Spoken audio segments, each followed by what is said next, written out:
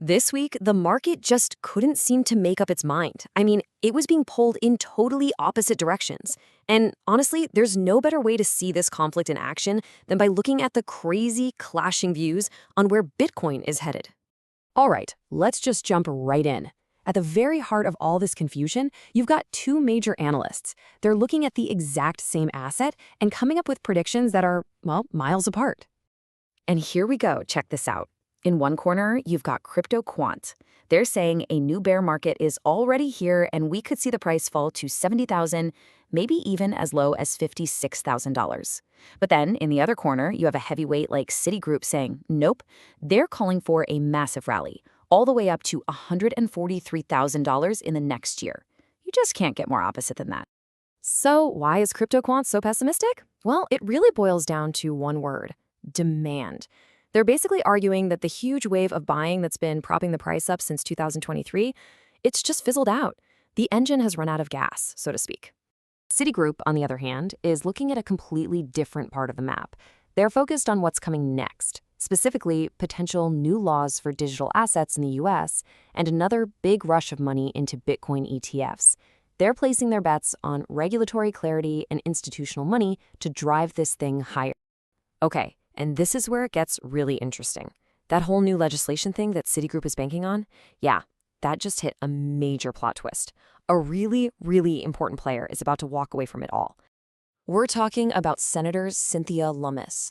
If you follow crypto politics, you know her name. She has been one of the loudest, most powerful champions for crypto in the US Senate. Well, this past Friday, she announced she's not running for re-election. So come 2027, she's out. And why does this matter? Well, her leaving creates a huge hole. The crypto world is losing one of its biggest allies in Washington, and that throws a big question mark over all those bills and regulations she was pushing for. Suddenly, the future of that legislation is a lot less certain. All right, let's zoom out from crypto and politics for a second and look at the bigger economic picture. Because believe it or not, the data that came out this week just made things even murkier, especially for the folks at the Federal Reserve.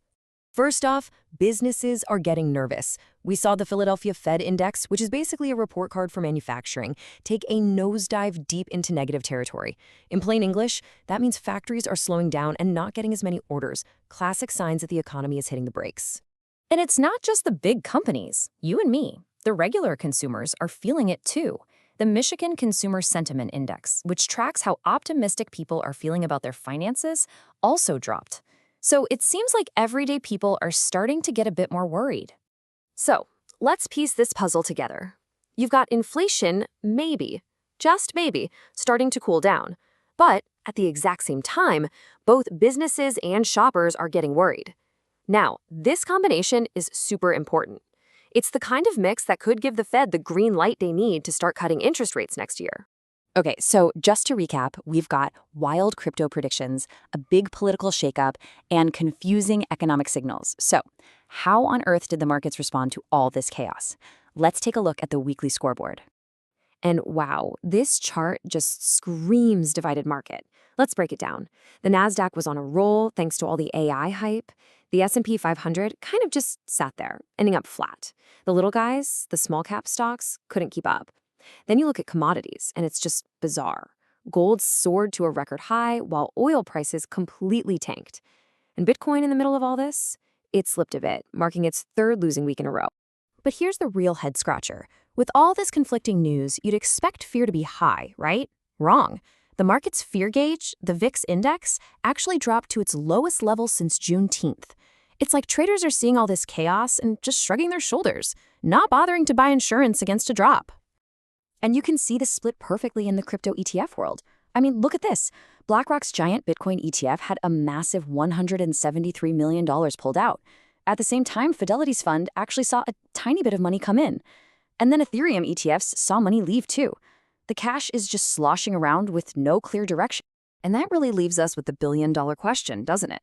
You've got tech stocks acting super bullish, crypto funds seeing bearish outflows, the economy showing signs of weakness, and experts who can't agree on anything. So where in the world does the market go from here? If you found this video helpful, be sure to smash that like button and subscribe so you don't miss your next daily edge.